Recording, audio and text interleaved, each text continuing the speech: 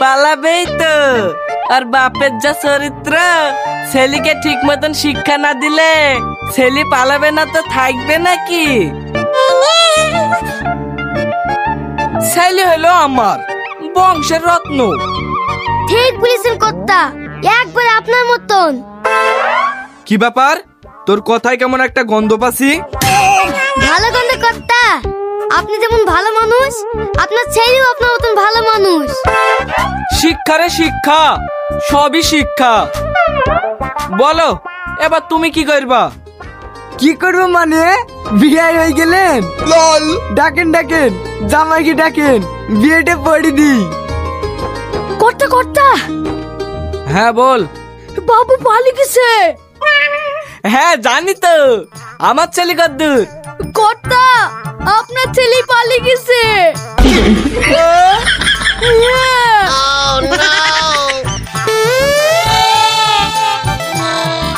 বুঝলি শাহিন, শিক্ষা শিক্ষা, বাপ যেমন ছেলে তো সেমন হবেই।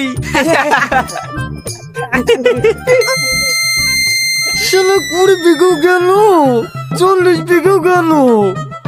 কি ছেলে বসেন আপনারা, বিয়ের দিন অন্য মেয়ের সাথে পালিয়ে যায়। আমাকে দেখেন, আপনাদের মতো আমার জমি জায়গা না থাকতে পারে, কিন্তু চরিত্র ঠিক আছে।